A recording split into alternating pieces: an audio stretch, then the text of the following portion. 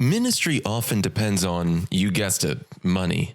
But with everything happening in the world right now, is asking even biblical? Paul said in 1 Corinthians 9:14, he said, the Lord commanded that those who proclaim the gospel should get their living by the gospel. So yeah, this is God's idea. This is not dreamt up by some missions agency. It comes really right from his word. Jason Ruch on today's episode of the Missions Podcast.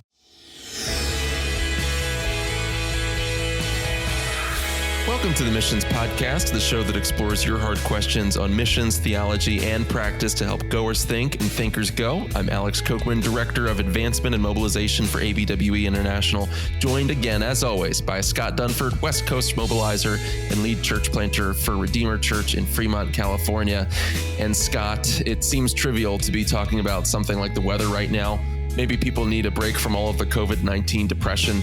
And we were just debating a little bit the way we should feel about the fact that snow is hitting Pennsylvania here tomorrow in May, the day after I was sitting out on my deck getting a bit of a suntan. How are things in your neck of the woods on the left coast? Well, the good news for you guys is maybe you'll get a snow day tomorrow. Wait, never mind. Bad joke. Yeah, it's not like I've been locked in my home for, months. No, things here are beautiful. So yeah, it was 87 degrees today and sun's out and nice cool breeze off the bay. So yeah, I mean, we're just living the California dream. So our lemons are in. And so, yeah, we're good. I'm sorry for you guys. And, I'm sure if an earthquake hits or something like that, you'll feel bad for us. But for now, yeah, we're living the good life. We might need to record a special episode on eschatology, because if there's a pit of locusts that's about to open up somewhere and envelop half the world, I wouldn't be surprised at this point, but it is what it is. And all right, real quick, before we dive into our topic, Scott, let's play a quick round of buy, sell, or hold. Okay, so are you going to buy, sell, or hold the following proposition? The NFL season begins on time as planned with people in the seats this fall. I'm going to sell on that one. Yeah, you think they're going to play without fans? If they play, they're going to play without fans for a while. Yeah, I don't think anyone wants to run the liability of getting sued for exposing people to the virus. So that's my guess. Follow up. Do you see them blasting crowd noise over the loudspeakers for the psychology of the players? I see the Minnesota Vikings doing that since they've been doing that all along. But other teams, probably will pass. Maybe the Seahawks will do it too. I am also going to sell. Yes. And which is, by the way, what I should have done with all of my stock maybe about 2 months ago. But enough of that. Hey, we're speaking of finances. We're excited to have a guest in Minnesota. Yes. Hey, it all coalesces here. We have a guest here today that, we were just saying before we started recording, we've been doing this show for coming up on 3 years this fall, which is incredible to think about. I think we're doing what? This is episode, 134, maybe 135 that we're dropping this week. Yeah, we're old pros at this. But something that we haven't tackled, either from a practical or biblical angle yet, is the idea of missionary support raising. Maybe we've talked around it a few ways. I don't think we've done a dedicated episode. Well, I think maybe you and I talked about it once, but not in depth. So this is going to be, I think, good and really timely. I mean, I've raised support. I was a fully supported missionary, not currently, but that was a blessed time, but a stressful time. And anyone who's dependent on people supporting them, whether that's churches or individuals, and they see the kind of economic stuff that's going on right now where, forget what they've said about the jobless rate, but it's high, 30 million, and probably likely to remain high. It puts people in a tough spot. So, I think this is a good timing. So why don't you introduce our guest? Yeah, Jason Ruch. Am I saying that right? Is it Ruch or Ruch? Oh, we should have debriefed. We should have. Ruch. Okay. Ruch. It rhymes with Ruch. Yeah. Okay. So Jason Ruch. So the thing in the chat said Jason Ruch is the director of ministry partner development for Cruise Minneapolis office. So you live in this ministry partnership development, otherwise known as fundraising, deputation, but I think partner development is a good term for that. And you probably agree, and maybe you want to share why. But he and his wife Erika belong to Bethlehem Baptist Church, which many people will be familiar with. But Jason, why don't you pad out some of the details there in your bio?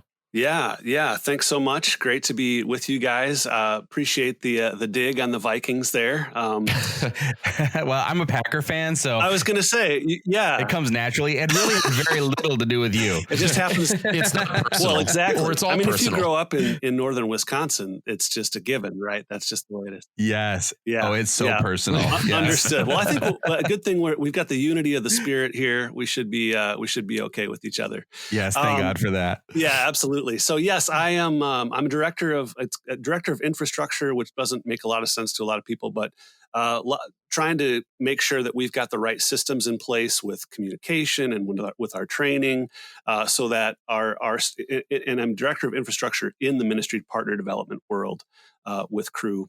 So I've been on staff with Crew. I actually came to know the Lord through Crew when I was a college student at the University of South Dakota.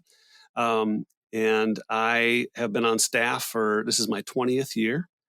And all of our full-time staff have to trust the Lord and invite people to partner with them financially, as well as prayerfully. And so my wife and I have depended upon the financial support of individuals and churches for 20 years now.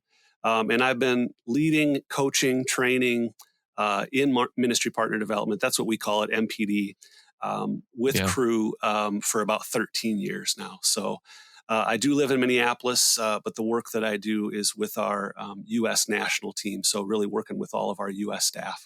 So let me set it up this way, Scott, if you don't mind. Let me just hop in here. So ministry partnership development, asking people to give you money. It's basically multi-level marketing, right? It's basically a pyramid scheme. Oh boy, here we go.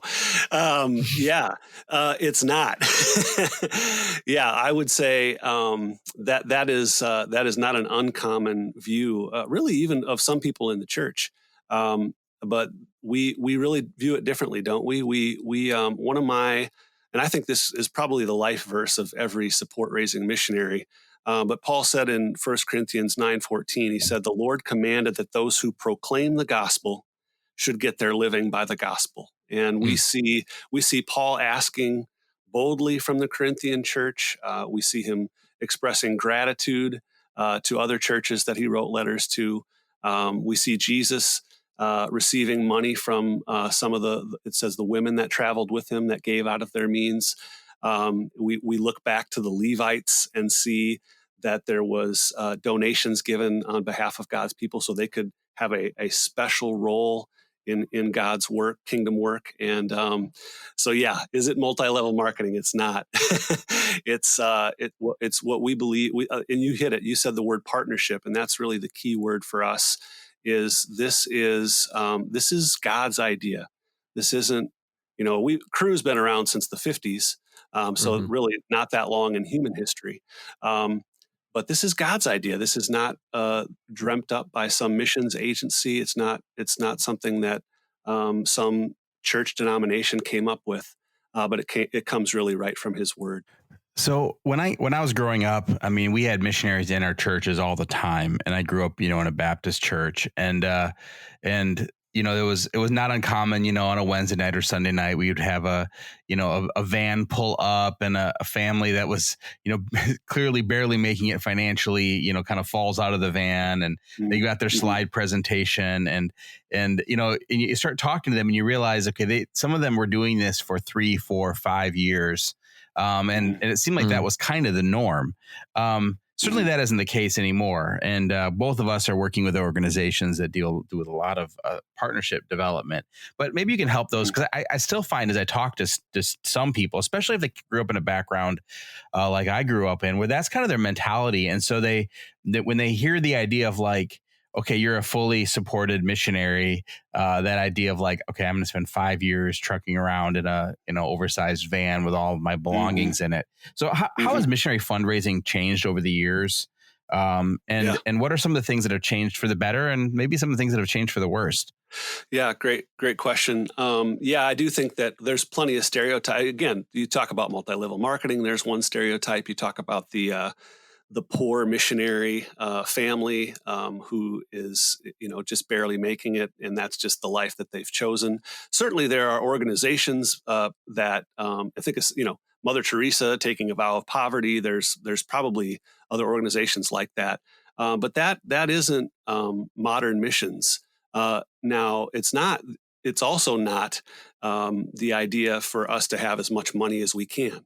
We're nonprofit organizations that the goal of the money that we invite people to give is to further the Great Commission. It's to what we talk about in Crew. We talk about win, build, and send, and that's evangelism, discipleship with those who come to faith, and then sending out. That's the Great Commission. That's what we believe the church is called to do, not just our missions organization.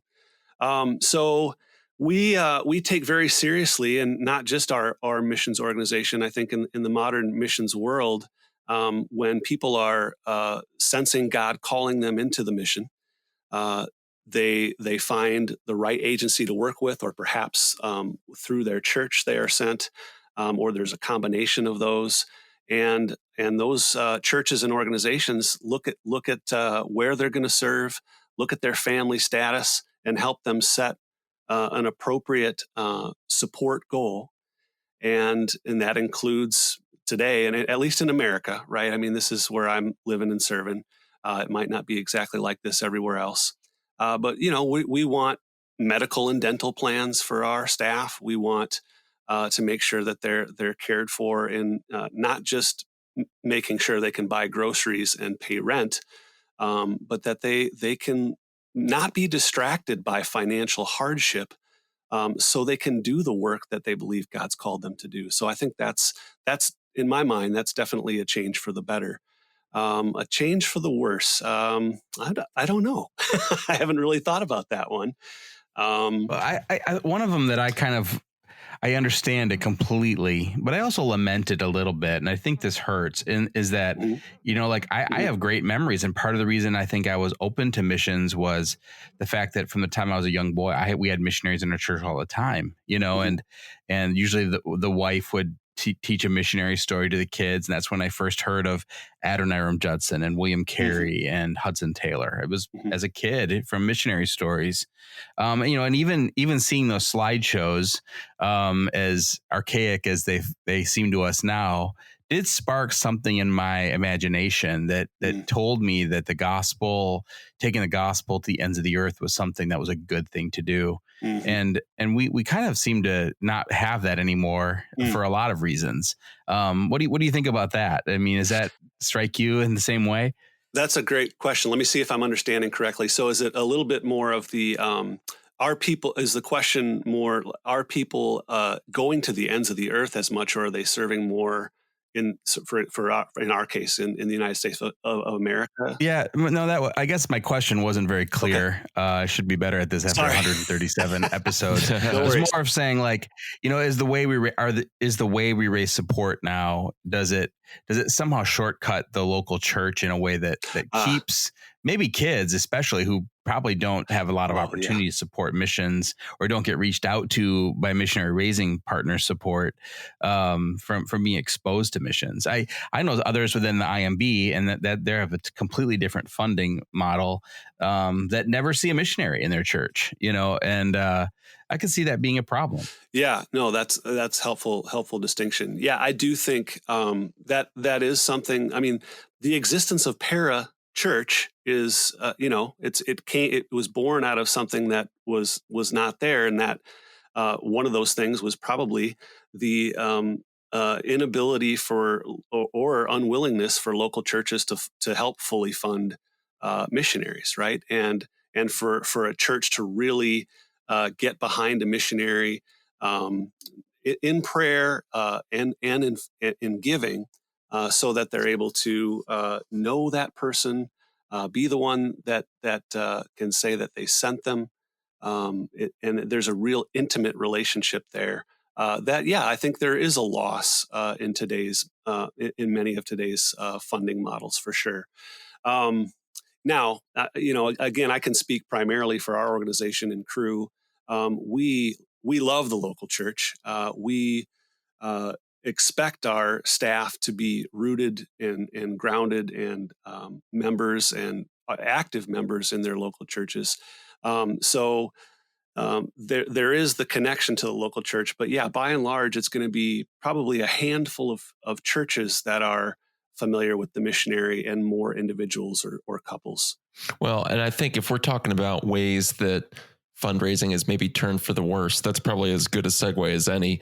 The coronavirus pandemic does change things. I've heard different things. So you do this full time. I'd love your input. I've heard some missionaries saying, we've had an incredible time now that everybody's used to using Zoom. We're able to meet with potential ministry partners, and people have the margin to think and pray about some of those things. Obviously, if somebody hasn't been laid off, they might have a little bit more disposable income and a little bit less in the restaurant category, but then you are talking about 30 million, 20 or 30 million unemployed. And you're talking about churches that aren't gathering weekly and taking up a tithe in person. And I just spoke with one of our pastors, and we've got several missionaries that are critically underfunded right now. So how are you seeing the current circumstances changing missionary fundraising, and what would you say would be the way to adapt? What are the trends? Yeah, well, definitely. You mentioned the unemployment number. I was just looking this up today. I wanted to just compare the number of unemployed during the 2008-2009 recession. It was 11 million then. So think of the difference, right? So in a short month to 6 weeks, we've more than doubled the number of unemployed in this country that we saw just over a decade ago. That's not good, right? I mean, there will be an impact, and there is a current impact financially in our country, but also, there's going to be an impact in missions. What it's going to be is kind of the big question, and just like probably every other nonprofit out there, and even for-profit, our eyes are on this thing. We're looking at donations compared to past years.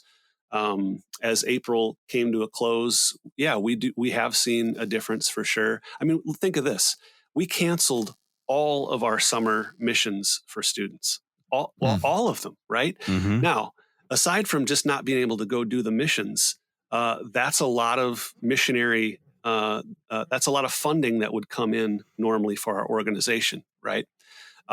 So that is going to make an impact. It can't help but make an impact. What we're not seeing a dramatic change in right now, and this was true in 2008, 2009, and again, we're only a little ways into this. What we're not seeing a dramatic change in is individual staff support. Again, you can't overgeneralize. There are people on our staff that have lost partners due to job loss or job change or whatever it might be. But we are also seeing a lot of encouraging things. I just interacted with one of my partners. One of the first things that we're encouraging our staff to do, and really all missionaries, is get in touch with your current partners and just ask them how they're doing. How can you pray for them? Right? That is the, I think, first thing. It's not, even if you're in the middle of trying to raise more support and see new partners, look to your current partners and just connect with them. Show them that you care about them as people, that they are partners in the mission, not just a means to an end for you, right? So that's a little end parenthesis on that. But I reached out to a friend that I went to high school with, and she and her husband partner with my wife and I. And I just said, "How are you doing? How can we pray for you?" And she does wedding planning. Okay, so she's not doing great because she doesn't have a job. Basically, she's not doing weddings. Right. She's not able to see that, and that was part of her prayer request. And I think she used the word pretty dramatic financial implication so you could please pray for that. So she's asking me, someone that she supports, to pray for their financial situation. And what I said to her was, I'm sorry to hear about your financial challenges.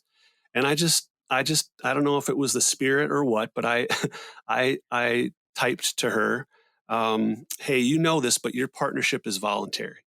And if you need to make a change and you need help doing it, let me know. And I just said, I'm honored to know you two, and I'm happy to pray. And this is what she wrote back. She said, definitely we'll pray. And then she said, we will always contribute to your and Mrs. R's ministry. And she said, it's not voluntary for us. Isn't that something? Wow. And then she said, in fact, I've been praying about increasing our giving a little bit.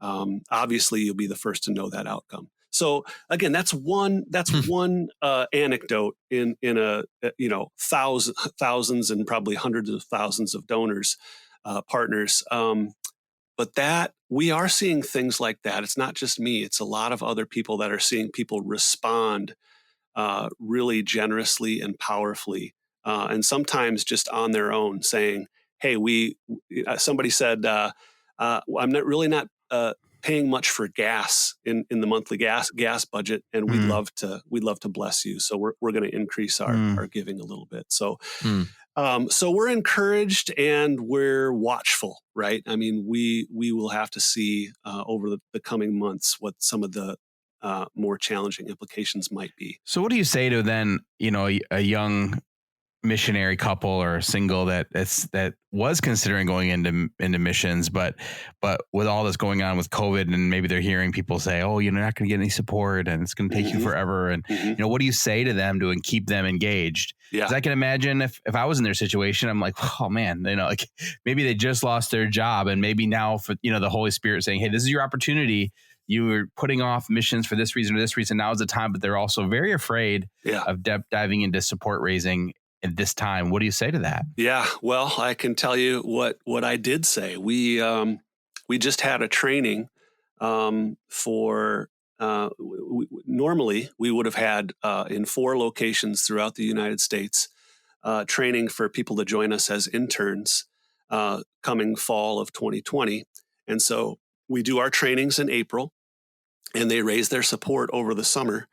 And they trust the Lord for full funding by August 1st, so they can jump in on many of them on campuses and some with our other ministries.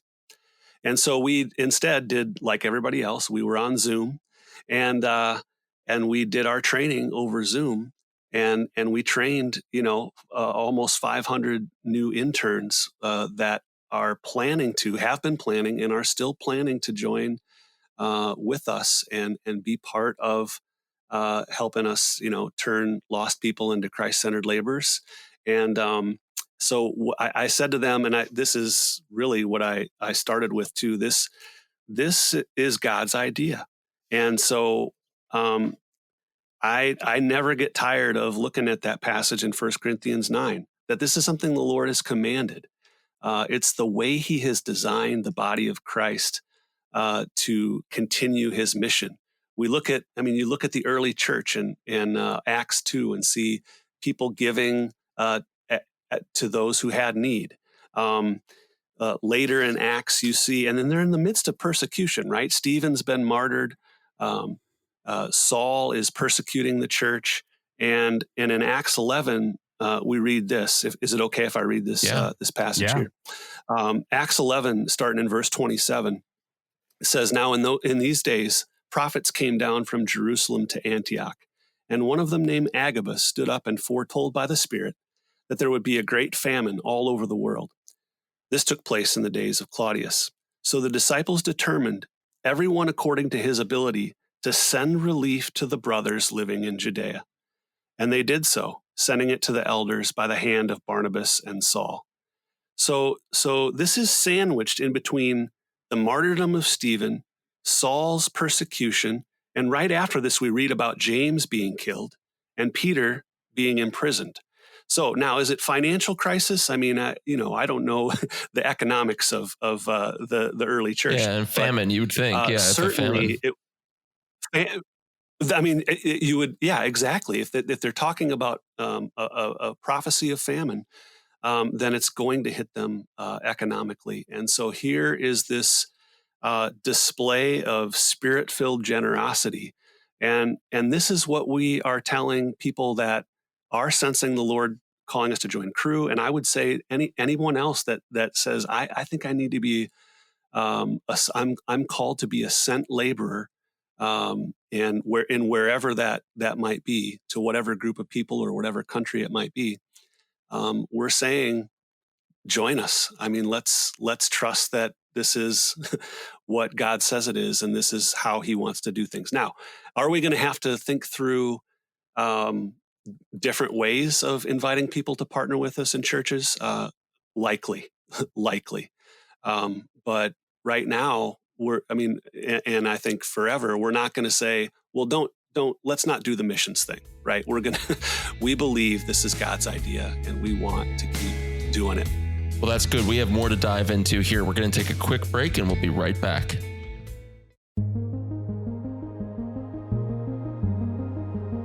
ABWE missionaries are coming beside the lost and the hurting around the world. And through the Global Gospel Fund, they're pulling people from the darkness and training them as leaders. They're planting churches, and they're even beginning their own missions movements.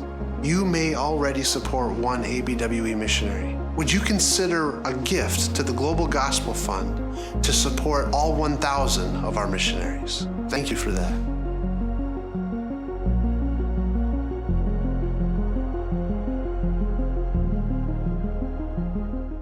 Hi, I'm Scott Dunford, and I would like to share with you about a new nonprofit ministry established to help churches, Christian schools, and other ministries protect children and prevent abuse. Rich Hemar from Church Law and Tax states that the number one reason that drives churches to court is child sexual abuse. I can't think of anything more devastating to these lives, their families, and our witness before a watching world than sexual abuse that takes place in ministry. The traumatic impact often leaves the vulnerable not wanting anything to do with God or His people. Furthermore, as ministry leaders, our efforts toward evangelism, discipleship, and spiritual formation are not only neutralized, but shattered. Evangelical Council for Abuse Prevention was formed last year to help ministry leaders understand the complexities of child protection and abuse prevention. They are establishing standards and an accreditation program that will help verify that appropriate measures are in place at your church or ministry. Learn more about them and their good work at abuseprevention.org. Find a helpful and free assessment tool to help you see how you measure up in this area. Go to abuseprevention.org and click on the link for this resource assessment. Evangelical Council for Abuse Prevention. Pray for them and follow along for this accreditation program coming soon. Brooks Buser, president of Radius International. Today I have the privilege of having a conversation with Ian Hamilton, board member of the Banner of Truth and professor at Greenville Presbyterian Seminary. I find it hard to express this, but the brief time of the last 2 years that I've had in contact with Radius has been a signal moment, actually, in my Christian life for myself and my wife, Joan. But to see young lives gladly giving themselves to decades of language study, culture acquisition, knowing that it may take 5, 10, 15 years before they can meaningfully set before this language group the grace and love of God in Jesus Christ. That's just been very moving for me, and I regularly am thankful to God for the privilege of having a little contact with Radius. Go to radiusinternational.org, radiusinternational.org.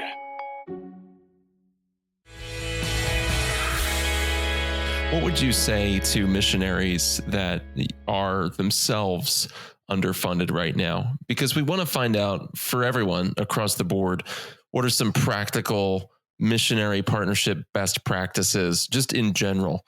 But I think especially for those that are struggling right now acutely, what would you say? Hey, do this or do that? Yeah, underfunded or otherwise. I touched on this, but I think reaching out to current partners now is essential. You've got to start. I was reading a little. I don't know if you guys have seen this article. Do you know who Andy Crouch is? Yeah. So Andy Crouch is with a group called Praxis, and I'm not really familiar with that group, but he and two other fellows wrote an article, and they're talking about leading beyond the blizzard, and they say some things that like this. They say nonprofits are reading the room, and the message they're getting is, don't ask for money now. Just don't. right? So that's pretty jarring, right? I mean, that's and then I read another. Actually, that was a quote from the Harvard Business Review. What Crouch and the other two wrote was, everyone can sense almost instinctively that now is a futile time to pursue new donors or customers. So basically, they're both saying the same thing. The Praxis fellas and this article in the Harvard Business Review. That is scary, right? I mean, that is hard for us to stomach. So if you're underfunded, I think, and this is some of what they both say, they say you need to reach out to the people that are with you and in different ways than normal. And your lead foot is not money. It is, just as I was saying earlier, it's how are you doing? How can we pray for you? Is there anything I can be assistance of? It's honoring the relationship, I think, is the first thing that we can do. Paul in Philippians 1 said to the Philippians, I thank my God in all my prayers for all of you for your partnership in the gospel from the first day until now. What a sweet phrase for us to use with our current partners. So I just think that's really the first step. And in some cases, if they're underfunded and they're reaching out to their current team, those are the people that have shown that they're with them, right? That they want to give, they want to pray. And while the underfunded missionary might not explicitly ask them for financial help at that time, many of them might be moved to help them. And they could certainly ask for prayer for their financial partnership. And then I think another thing is, and this is hard whether you're underfunded or not, is I think we just are called to continue to initiate and invite people into the mission. Now that doesn't mean that we're insensitive to the reality that we're all facing. And I would say we would always want to begin our interactions and our conversations, our texts, by acknowledging the current reality, asking questions. Are you sheltered in place? Are you healthy? How are you doing emotionally? We want to ask how people are doing. But beyond that, I do think that we're called to initiate and acknowledge that part of our call as a missionary is to continue to invite people into the mission. So that would be, we do a lot of coaching with our staff, and some of the smaller missions agencies, they don't have a lot of coaches or any.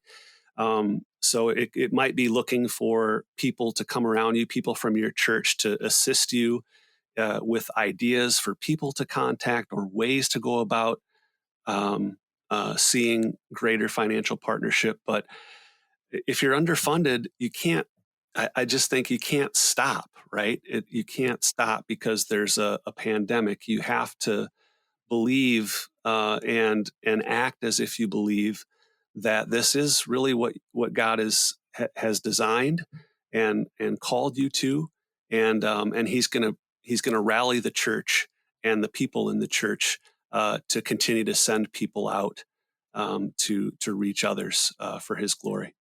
I think it's hard when you're getting support to think this way, but I know as someone who is on this side now supporting missionaries, I'd be very discouraged if I found out that people that I've agreed to partner with, that I view myself as invested in their ministry, if they were hurting or very undersupported and didn't let me know that. Yes. So if you're a missionary listening, like you probably feel a little guilty asking, but if but on the other side of it, your supporters will feel very discouraged that you didn't honor the partnership enough to let them know that you had a need. Yeah. And I'd also say too, you're talking, I guess I can't speak for you, Jason, but at least for Alex and I, we still have our jobs, and in our church, and I realize not every church is like this, but in our church, only two individuals have really been hurting financially because of this this COVID. I mean, most people in our area have their jobs, and some people are actually making more money than they've ever made. I mean, Right. I know our local hardware store where my parents work, they're making more than they've ever made. This is what they said. It's Black Friday every day. Wow. It's so packed and busy. And same thing is true with Costco and other places. So, you never know. You may not ask because you're assuming that everyone's laid off, and sure, some are and really are hurting. But there are also some that are experiencing blessing like they've never experienced before, and may be very excited to be able to support a missionary in more ways than they've done in the past. Well, and it gets to that. I mean, one of our principles, you guys have probably heard this. If I don't ask, the answer is always no, right? I mean, it's nobody's going to know that there's a need unless you tell them.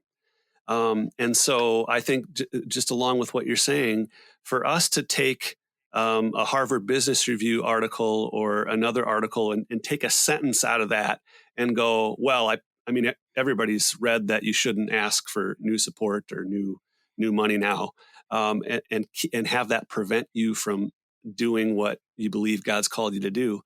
No, His Word says something different. It's telling us that the mission is not canceled.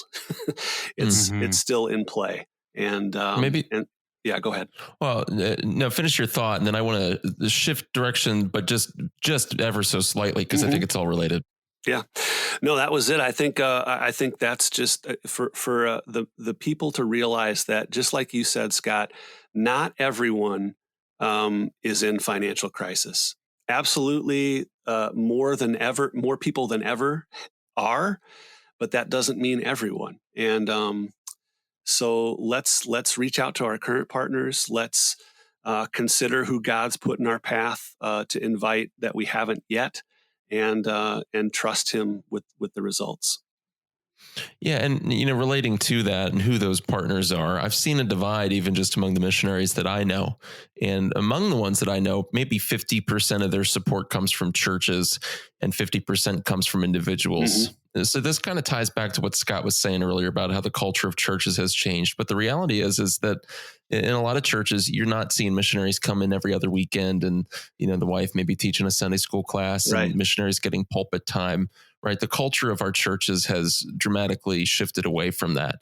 And I've seen people that have said, yeah, we've got our sending church. We've got, whatever, my wife's old church, or, her dad's the pastor. So we've got, maybe 2, 3, 4 churches partnering with us. But then we've got a lot to do with individuals. And, we've seen people do that. We encourage people to do that. I've also seen a few others who've said, you know what, I'm just I want to honor what I see in the book of Acts, where it's a corporate thing. It's the whole body of Christ. And I don't want to approach individuals. I just want to see if churches invite me, and pick up individuals and churches along the way. And, sometimes it's been slow, but I've seen God bless that. Now, what do you think about the philosophy of that? Is there a case biblically for or against approaching individuals or just focusing on church? Yeah, that's a great question. I would say, I mean, clearly, because of who I have worked for 20 years, we don't subscribe to a view where you only ask churches and not individuals. So in terms of what does the Scripture teach, I think I don't think it's as clear, like it should be one or the other. Honestly, I think the ideal in my mind would be that churches are doing the bulk of it. Again, because that the church would know the person. In a sense, churches should function a little more like missions agencies, right? Where they vet the people, they do life with them, they see them in ministry, they see them teach or disciple, and they've grown up with them, and they're linked, right? There's this unique love and affection and partnership, so that when somebody senses the call, if the church is all in, they're doing all they can to send them. And for probably lots of reasons, people have probably written books on this, so I'm not an expert, but we're not there with most of our churches, and that's why there are as many missions agencies as there are. And many of us are training people to, yes, ask your local church and other local churches to partner with you. But we're also saying, invite individuals and couples that you know, and ask those individuals and couples to introduce you to others who share your heart to reach the nations for Jesus Christ. And so that's where we're at. One thought, I mentioned this passage before, but where the women who were traveling with Jesus and his disciples supported him out of their means. So that's just off the top of my head, Alex. I'm sure there are other passages I could maybe come up with that make it seem like, well, there's individuals here, there's individuals there. I do know, a lot of the language and some of the passages where Paul was talking about giving had to do with specific churches giving, and I think that's wonderful and great and ideal. But I wouldn't say that I think it's the only way. No, that's helpful. And what are churches composed of other than a lot of individuals? I mean, that's an oversimplification, but right. Scott, what approach did you take? Did you pursue both? Were you kind of middle of the road there? Or? Well, I mean, we're old. So at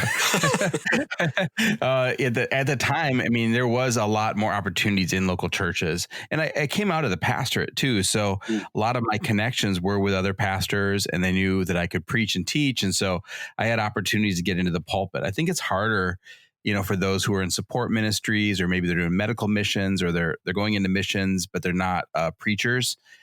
Certainly for single women, this is a challenge where they weren't going to get invited to preach, and they wouldn't have had the opportunities to speak on a Sunday morning.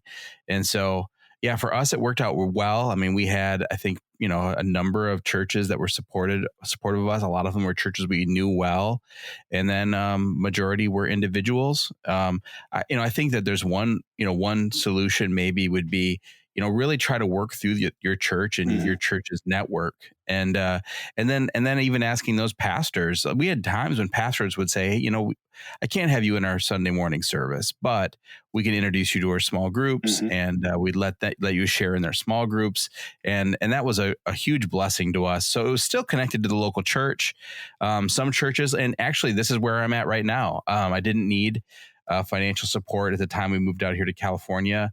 But our church in Pennsylvania, I mean, they took us on for prayer support. I'm on their missionary wall. They think of us as their missionaries. We give missionary updates, and encouraging churches that maybe can't support directly, but will give you access to their people for supporting them, but still keep you in front of their people's minds as a partner in ministry and for prayer, and still seeing the giving of individuals in their church as a part of their church's ministry to missions. I think that could be one kind of middle ground way that still values the primacy of the local church, while still taking into account like the common reality of the need for individual support.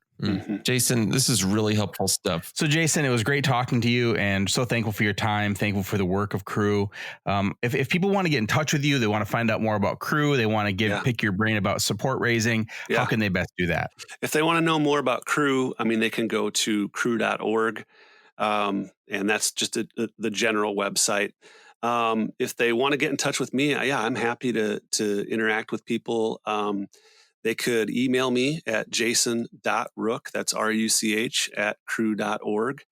I think you guys have posted a couple of articles that I've written and posted on a blog, and so they could go to jruch.com as well and find. I like to. This is my world. I like to write about this stuff and think about this stuff and really help the missionaries and help the church to continue this wonderful thing we call the Great Commission. Yeah, you've got some helpful articles. You can check them out on ABWE's blog or on jruch.com. If the Lord would lead you to give, whether it's to one of these ministries that we've talked about, whether it's to ABWE's Global Gospel Fund that you heard about during our break, let us know and join us again next week on the Missions Podcast. Thanks for listening. To get more content, go to missionspodcast.com or check out abwe.org/podcast. If you like what you hear, please subscribe, rate, review, and share. To ask a question or suggest a topic, email alex@missionspodcast.com, and we'll see you next time on the Missions Podcast.